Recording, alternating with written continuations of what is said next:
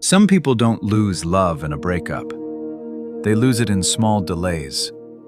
Not because they didn't care, but because they always said, tomorrow. Tomorrow I'll call. Tomorrow I'll visit. Tomorrow I'll say sorry. Tomorrow I'll make time. But here's the most terrifying truth about life. Tomorrow isn't promised. And sometimes, the biggest regret isn't what you did.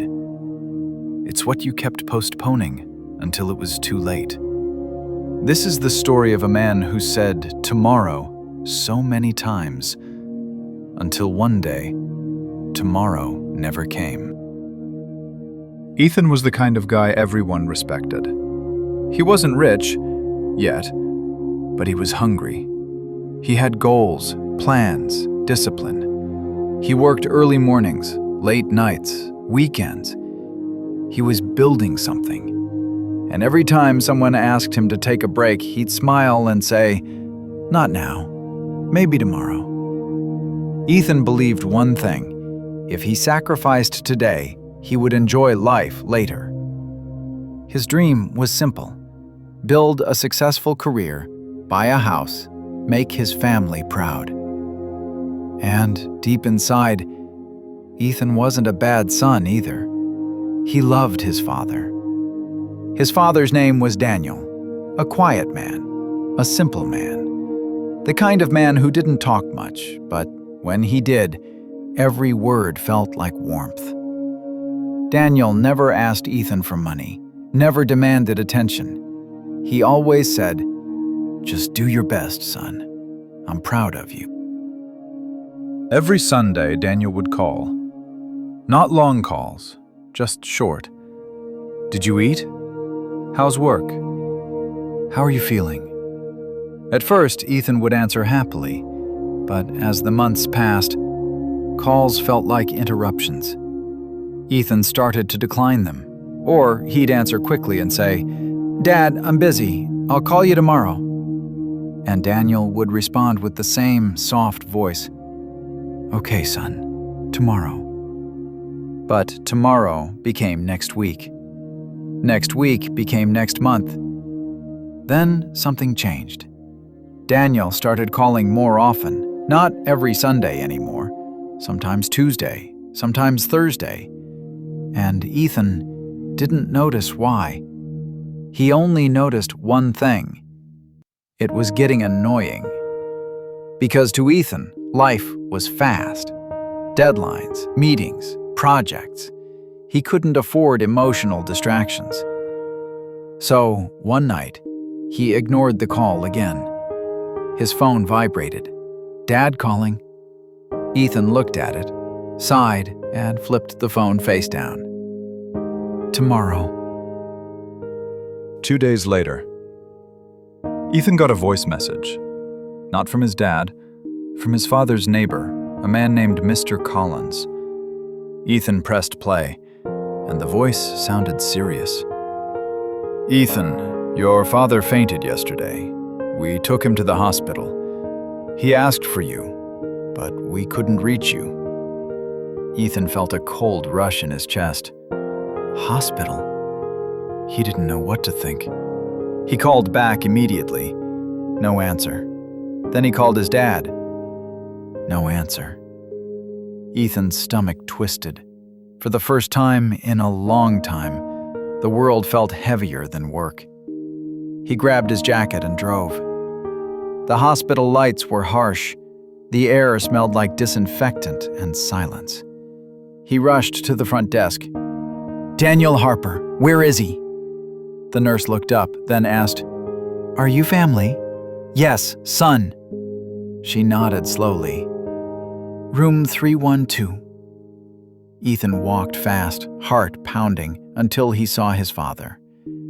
Daniel was lying in bed, but he smiled. Not the big smile, just that soft father smile. "You came." Ethan tried to speak, but his throat broke. "Dad, what happened?" Daniel shrugged gently. "It's nothing, just My body being old. Ethan sat beside him. He promised, I'll visit more, I swear. Daniel nodded. No need to swear. Just don't wait too long. Ethan laughed nervously. I won't. Tomorrow I'll come again. Daniel smiled again, but this time his smile looked strange, almost sad, almost like he knew something Ethan didn't.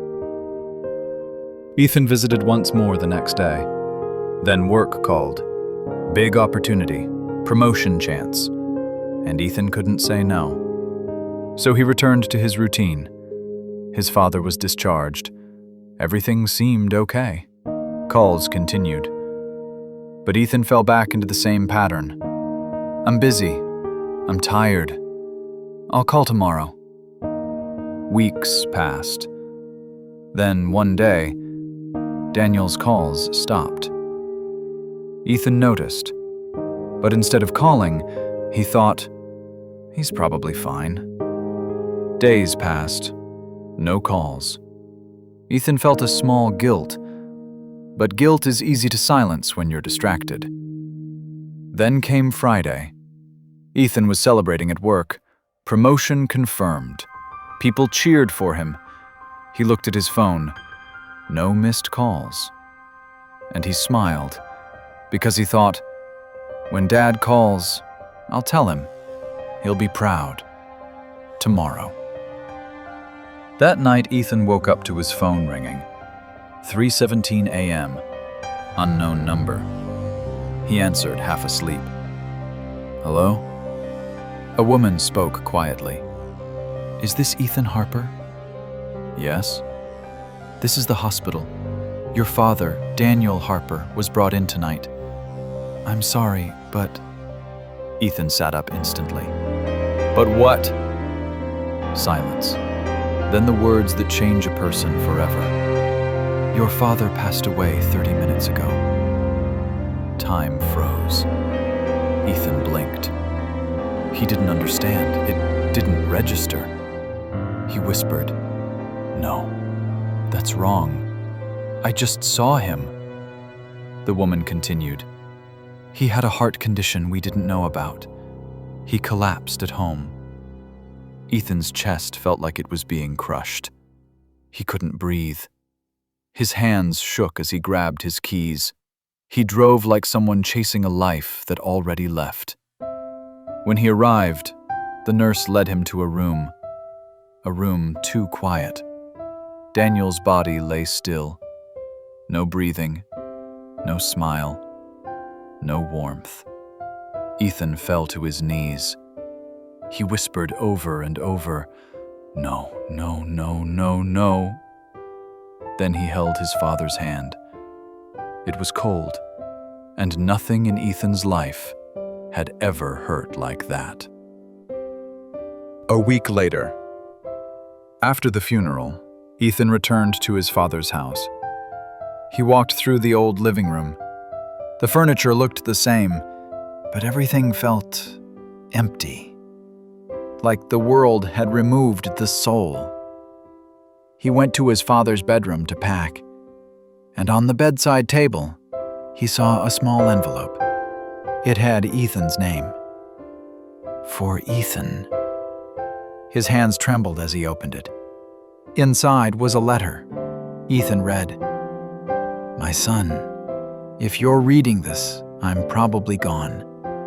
Don't blame yourself. I already forgave you, long ago. Ethan's tears began to fall before he could continue. Daniel wrote, I know you're busy. I know you're trying to build a life, and I'm proud of you. But son, I called more often lately because I was scared. Ethan paused. The doctors told me I didn't have much time. I didn't want to worry you. I just wanted to hear your voice. Ethan's heart broke again. Daniel continued, I didn't want money. I didn't want gifts. I only wanted one thing. Time. Ethan covered his mouth. Then he read the final lines. "You always said tomorrow, and every time you said it, I smiled. Because I believed you. But deep down, I knew one day, tomorrow wouldn't come." Ethan couldn't read anymore. The letter fell from his hands. He collapsed on the floor and cried like a child. Not because his father died, but because his father died waiting. Months passed. Ethan got the house, the money, the promotion. But none of it mattered anymore. Every achievement felt like dust. He'd walk past families laughing in parks, and his chest would tighten. He'd see old men holding their son's hand, and he'd look away. And every night, he would replay every missed call, every ignored message, every tomorrow.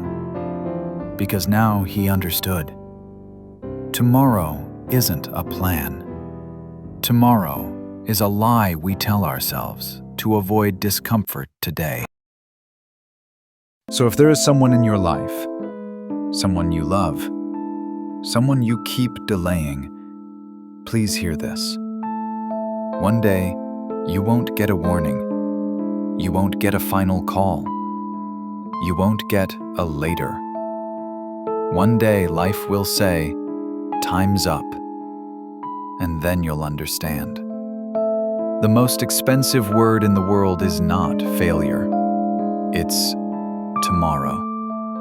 Because someday, tomorrow never comes. If this story touched you, please take 10 seconds right now and message someone you love. Or call them. Not tomorrow, today. And if you want more stories like this, stories that change the way we think, subscribe to Tales by So. See you in the next story.